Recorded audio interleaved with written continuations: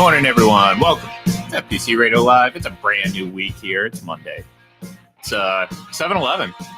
Happy 7-Eleven day, everyone. Go out and get your free Slurpees. I'm pretty sure they're still doing that.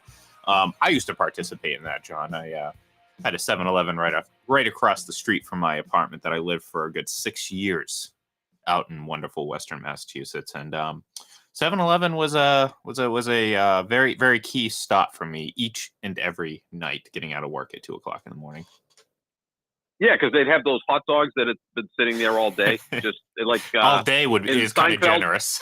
That is generous all year, kind of like the hot dogs. Remember in Seinfeld at the movie theater, there was a few hot dogs that had been there since like the 60s. Yeah, since the silent era, John. That's right, since the silent era. Yeah, exactly. But yeah, if I could change the Slurpee for a coffee, I'd be okay, because the Slurpee never did it for me. I used to get those, Slurpee headaches. Yeah, I would, down it way too fast. But happy 7-Eleven. Yeah, I would do the same thing. I didn't mind their coffee when it was fresh. But that was kind of the gamble that you always took. But yeah, 7-Eleven, good place. Always had everything I needed, my fruit snacks, my Sobe citrus energy drinks, which, by the way, I don't know if you're familiar. You know those, what I'm talking about, right? Those drinks. Remember they used to come in the glass bottle, and then, they went to plastic. They're virtually non-existent now. And when I say that, I mean, I've searched online far and wide. I've written letters. Okay, maybe not that far, but I'm getting close. I'm getting close to it because it's one of my favorite. I always enjoyed the citrus drink version of it, and it's impossible to find anywhere, John. It's incredible that it seems like they just don't make it anymore. So, FYI, if anyone out there gets a line on some Sobe citrus energy, let me know. Let me know. I'm willing to pay a premium for it. Okay, that's where I'm at right now in my search to get that. But I don't know how we got onto Sobe and everything like that. But that's 7-Eleven. Right. Yeah, because it is 7-Eleven. It's 7-Eleven day. So are you? Although I'll say this, John, there's something I do miss living down here in Florida that we don't have that up in the Northeast has, and that's Cumberland Farms. Oh yeah, I got one about a mile from my house. Still the best deal for coffee, 99 cents a cup. You make it your own way. Yep. I drink coffee black, nothing in it, so it's not that complicated.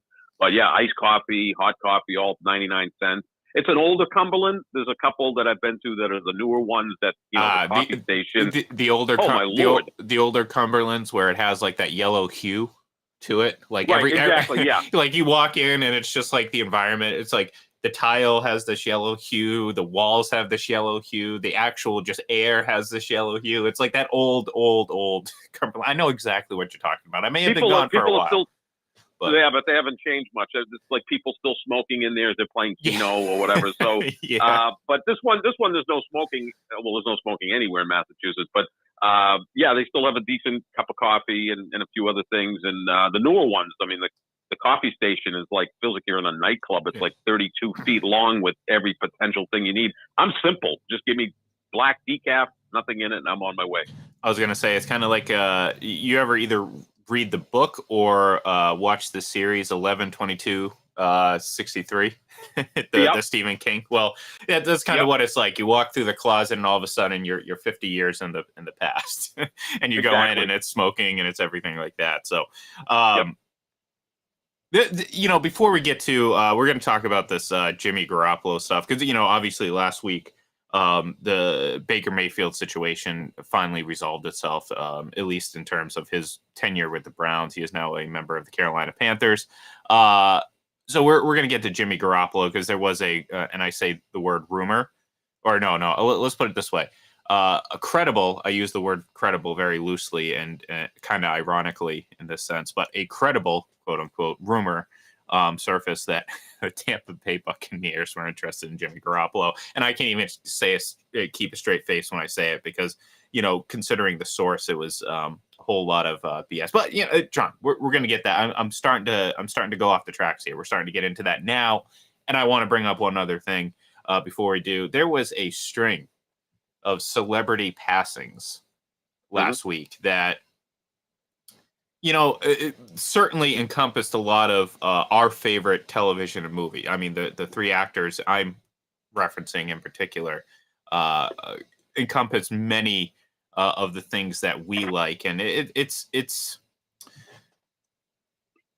pretty wild to think that, like, you think of Goodfellas and the guys that have passed from that. We think of now The Sopranos and who's passed from that. You talk about James Caan, a great actor who's been in many. I mean, good guy. I mean, think about all the things that he's been in, and we'll be here for an hour. Thinking about all his roles. And then one of my personal favorites, and certainly one that's more 24 centric, but Jeremy Iskin, who played one of the best villains, the Nixon-esque President Charles Logan on 24, passed away as well. So definitely a tough few days here for all of our cinema and TV fans out there. Yeah, I mean, Tony Sirico, who played Paulie Walnuts, Yep. and The Sopranos, who was outstanding, was actually a real life mobster back in the day. I wouldn't call him a mobster, but he served time. He knew his way around that crowd. Obviously, James Caan to me would be the biggest name. Sonny Corleone. I mean, how do you get much bigger than that? And then what was it, about 6 weeks ago? Ray Liotta passed away. He was really young at 67. James Caan 82, Tony Sirico 79. So yeah, they just came like back to back, and it was like, whoa, what's going on here? Our mobsters, these guys aren't supposed to die. They're superheroes. Well, and it's like anti-heroes, anti-heroes, I guess. No, I mean, look, but that's the thing. It's like we spend a lot of time talking about some of these great shows, series, The Sopranos being one of them. Of course, we've talked about Goodfellas ad nauseum, and there's always that. But now it's like you see these guys starting to pass. And you're like, well, I mean, 79, that's getting up there. 82s, that's getting up there. So, I will have, like, that was the problem though. Is like, what do I watch in memory of those guys, and or where do I start? I mean, I could go watch The Sopranos.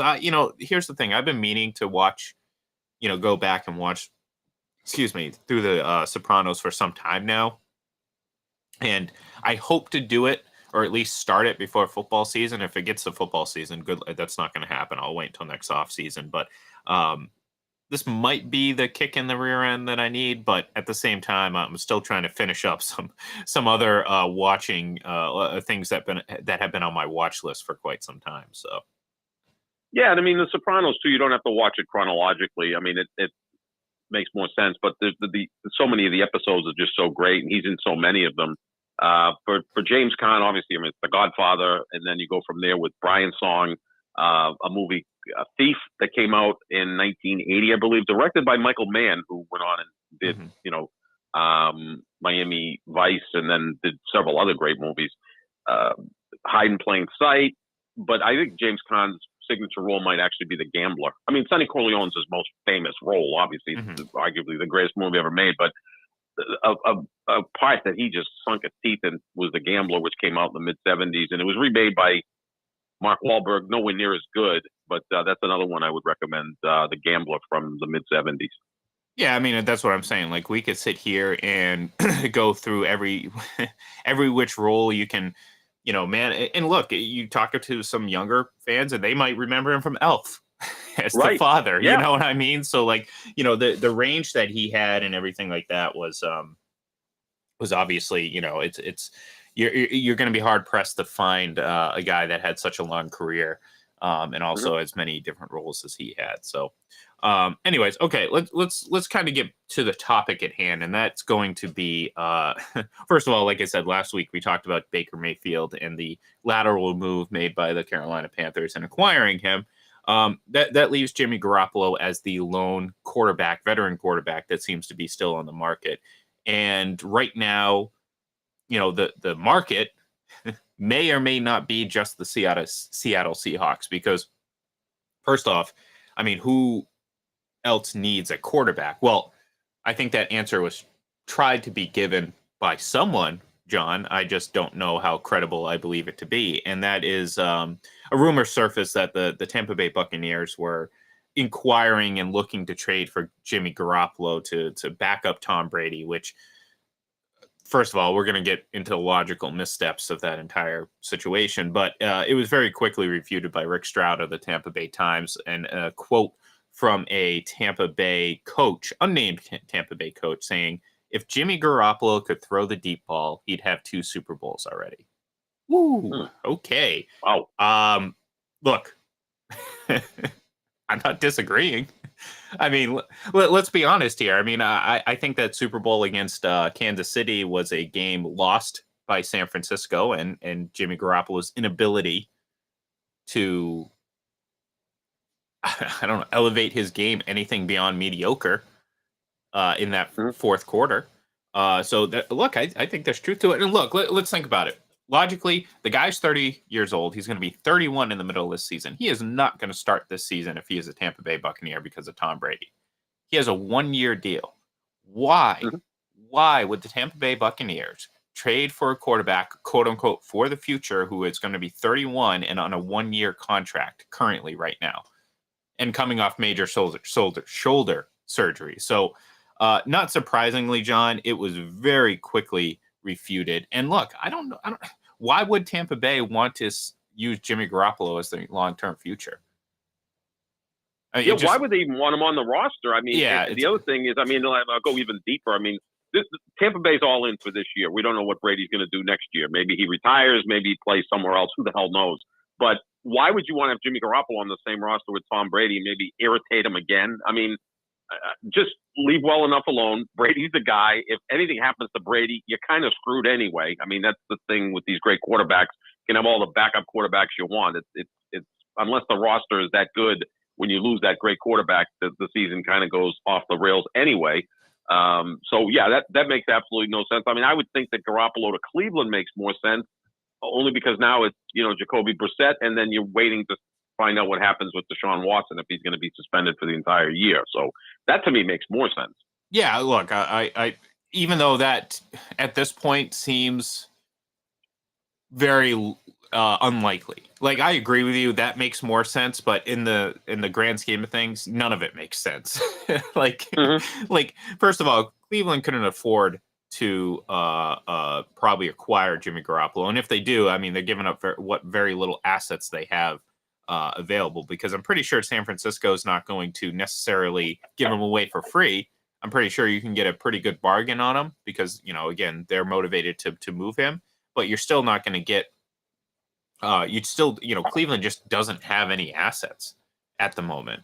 And again, you have this incredible amount of drama at the quarterback position, even without Baker Mayfield now, because we don't know what's going to happen with Deshaun Watson. Adding Jimmy Garoppolo to the mix only further complicates things. And, I like I said before, I think Cleveland is set on Deshaun Watson or Jacoby Brissett. There's no in between. So to me, I look at it and I say, look, Jimmy Garoppolo's, my gut's telling me he's probably going to end up getting released. Because before, if he's on the roster, if he's on the 49ers roster after week 1, his salary becomes fully guaranteed. And I know the 49ers don't want that. Plus, you likely don't. And as much of a good sport as Jimmy Garoppolo will be, and I believe he will be, you still don't want him on the roster backing up Trey Lance. Because, I mean, first of all, it just creates a bit of drama that, just is unnecessary. And 2, you think about Trey Lance. How is Trey Lance going to react to, his predecessor breathing down his neck and, the media at any corner waiting for him to make a mistake so they can harp on him? So there's so many different reasons why Jimmy Garoppolo on the 49ers roster next season is just a bad move for the 49ers. So honestly, John, that just leaves me to believe that eventually he's going to get cut, because, I mean, really, who is in the market for Jimmy Garoppolo right now?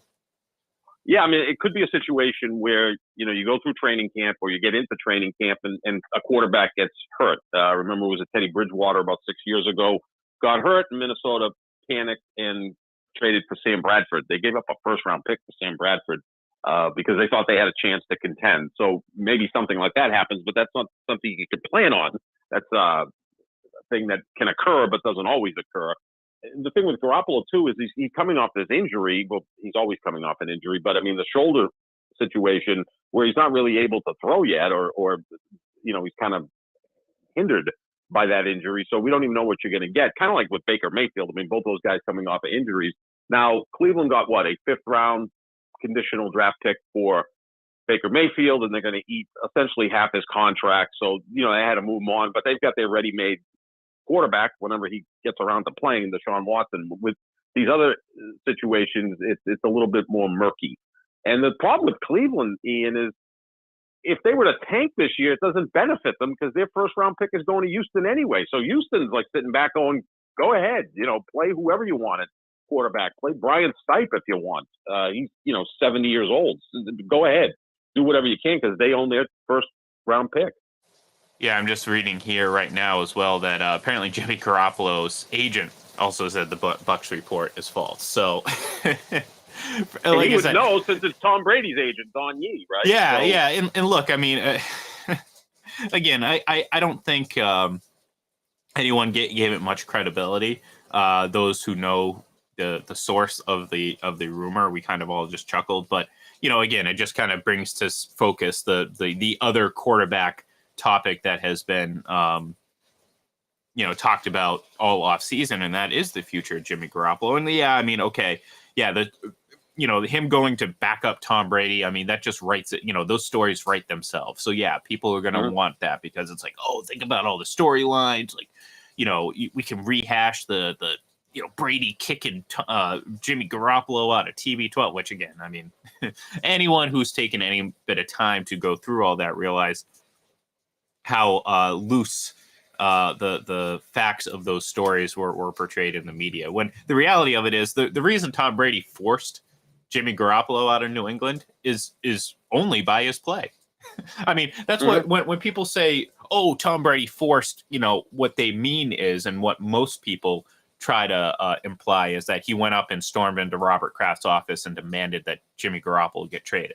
No, that didn't happen. What happened was Tom Brady played at an MVP level and won Super Bowls. And the Patriots were like, well, guess what? He can keep going at this age. So see ya, Jimmy.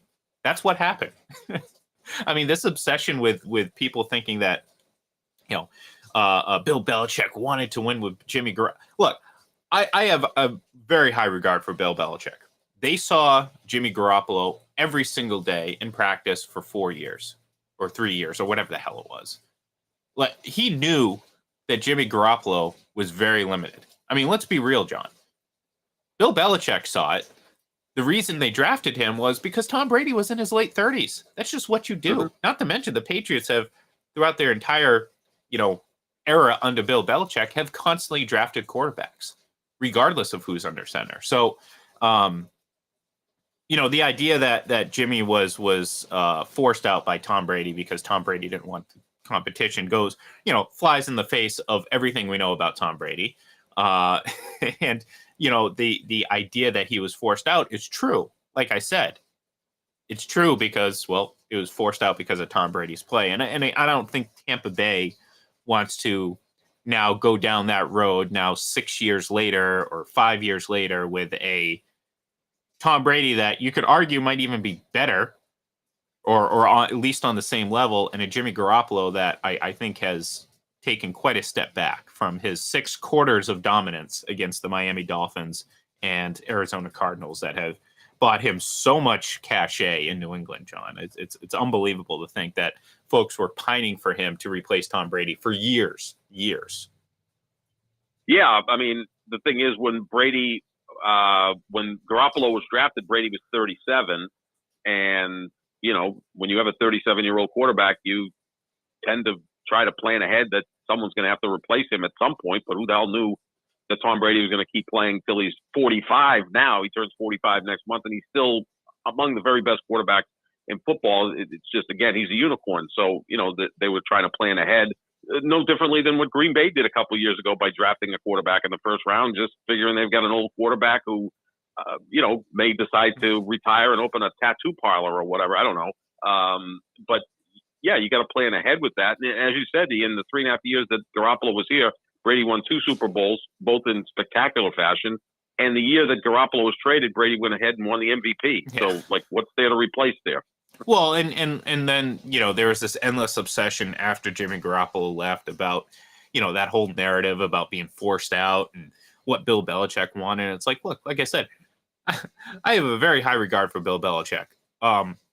if I could see very clearly that Tom Brady was still, and I don't think there hasn't been a single moment ever where Jimmy Garoppolo has been close to surpassing Tom Brady.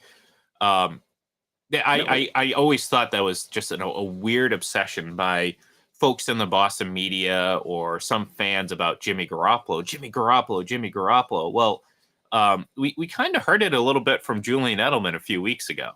And this is kind of the big knock. And I don't think people outside the locker room are probably going to hear it and say, yeah, well, they kind of say you just basically didn't have that dog in him, that fight. And this goes back to that 4-game stint where Tom Brady was on the shelf for that sham of an investigation called Deflategate.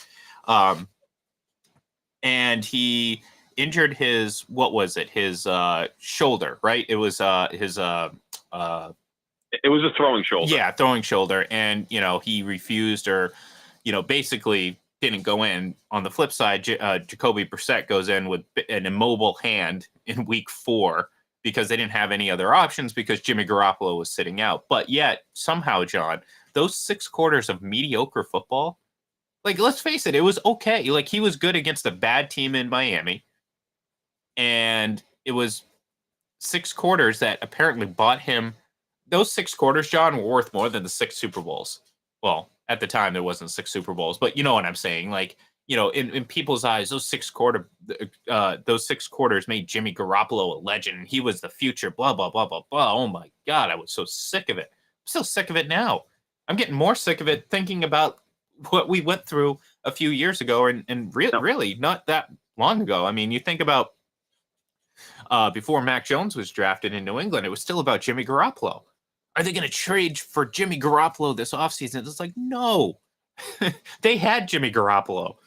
They didn't like him enough then. Why would they want to bring him back now, older, more injured, and with far lower of a ceiling because we've seen what he's capable and incapable of doing.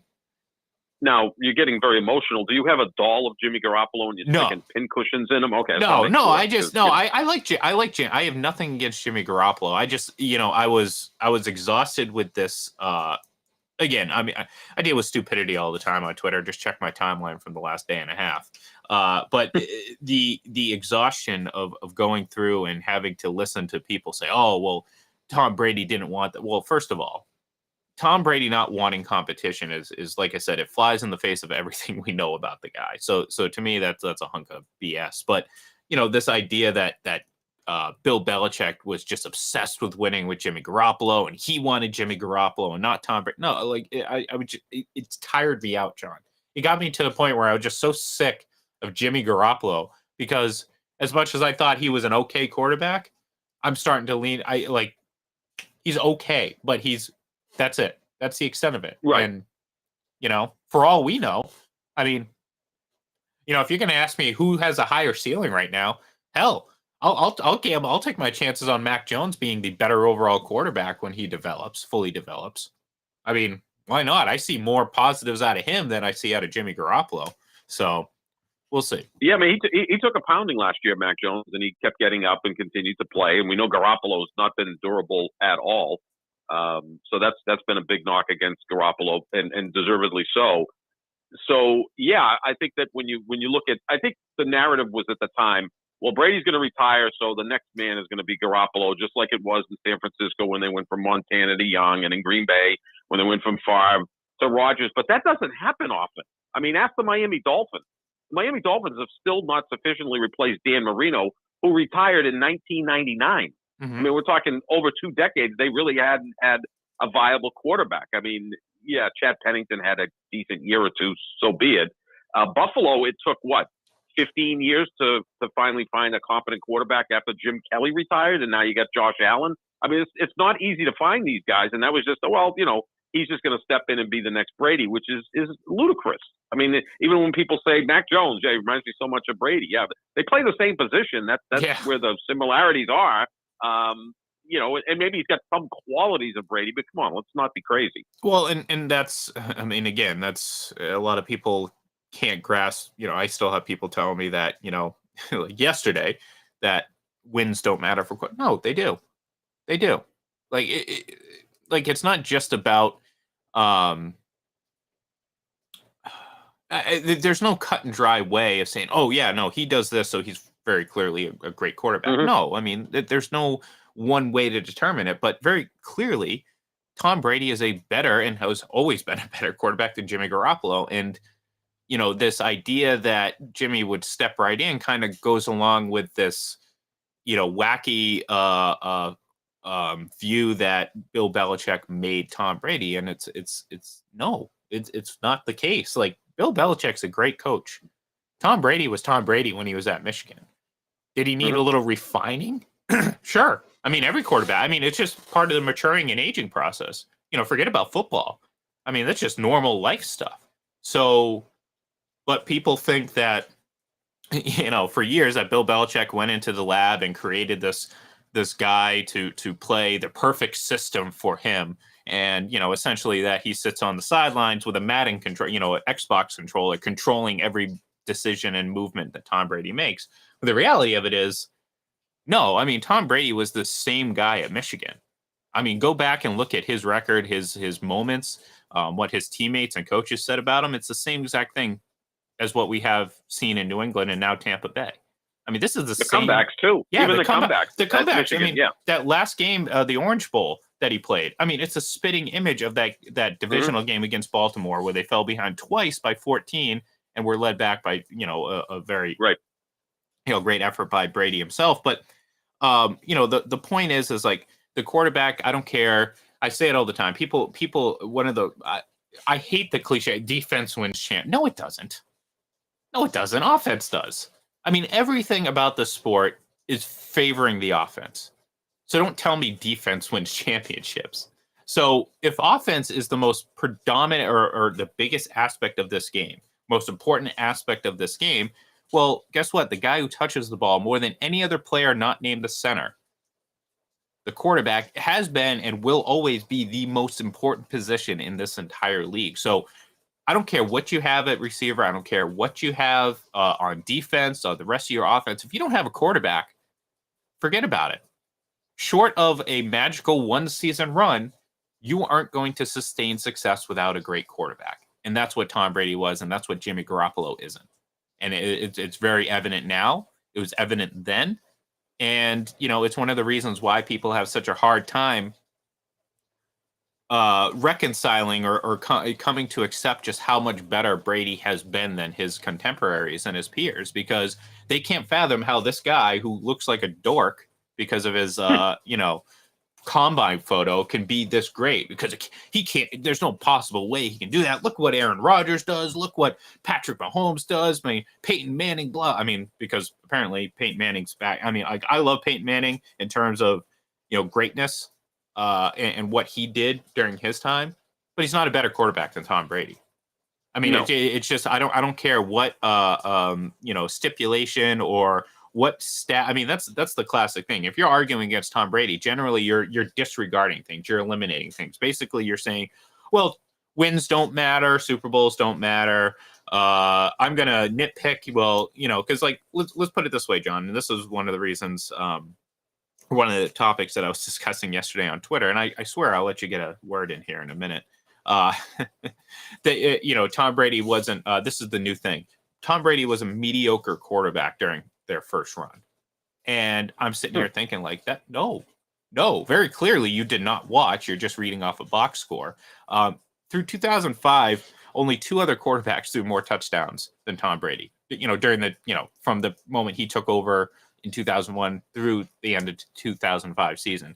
Only three other quarterbacks had more passing yards than Tom Brady. So to me, that's a pretty elite stretch where, he just so happens to have won 3 Super Bowls, 2 Super Bowl MVPs, was a 2-time Pro Bowler, and finished second in the MVP race. And, the response I got for that one was, well, no, technically it was third. No, well, Peyton Manning and Steve McNair shared the MVP. So yes, he came in second in the MVP race. So it's just a mess. And it's like, I still can't believe that in 2022, we're still on the Jimmy Garoppolo train. Like, I would have thought by now we would have seen how very limited he is. We saw it when he was teammates with Tom Brady. We saw the difference between the two of them. We saw, his limitations when he became a 49er, where he can have moments. But the reality of it is, whoever that Bucs coach is right. If he could throw a better ball, you're talking about at least a one-time champion. In hell, maybe they go back to the Super Bowl last year. So, that's the problem. If you're a 49ers fan, I can't tell you that Trey Lance is the answer. I really don't know. I just know Jimmy Garoppolo isn't. Oh, maybe they should have acquired Tom Brady when he was a free agent. Yeah, John, I can tell you 100% is where they screwed up. I can tell you Indianapolis screwed up that way too. Like, they may have a nice quarterback in Matt Ryan now, but he's not Tom Brady. And any team that had an opportunity to sign him in 2019 should have listened, or 2020 should have listened to me, John. Should have listened to me, because what did I say back then before he even signed with the Buccaneers? At least 2/3 of every team in that league would be better if they signed Tom Brady. Of course. No team would be worse. And at this rate, I'd almost increase those percentages and say every team in the league would be better had they signed Tom Brady. That's it. Well, Kansas City would have been better. Because I think Tom Brady is a better quarterback than Patrick Mahomes. It's logic.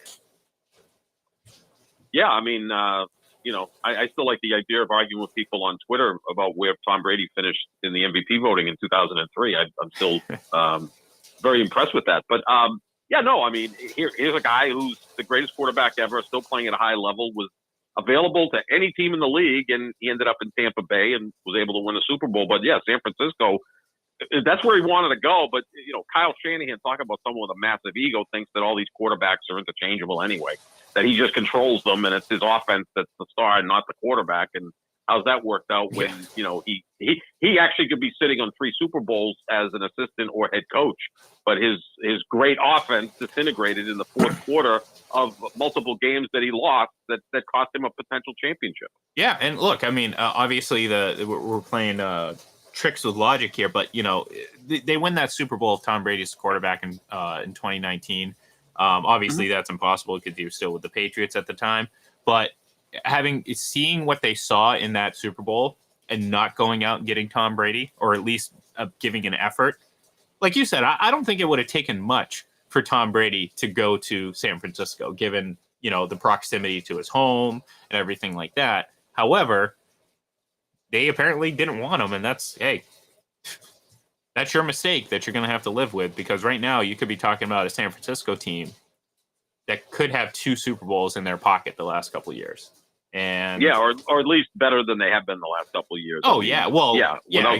Exactly. So, all right, well, we'll see how it plays out. Jimmy Garoppolo, I got my money right now on him eventually just getting cut and going somewhere, maybe being a backup somewhere, and then hoping that in 2023 he'll get his probably last chance at 31 going on 32. I can't imagine he has too many big contracts left in his future, but who knows? Maybe he'll have the most incredible turnaround in his early 30s that we've ever seen ever. So we'll see. But anyways, we'll keep an eye on that. We will certainly keep watching that situation and see how it plays out, because we are just weeks away from training camp, and that's going to have to resolve itself sooner rather than later. So thank you, everyone, for tuning in. We're going to say goodbye for now. We will be back. Be sure to check us out on Twitter at FPC Radio Live, at Full Press Radio. And, of course, download this podcast if you didn't listen live.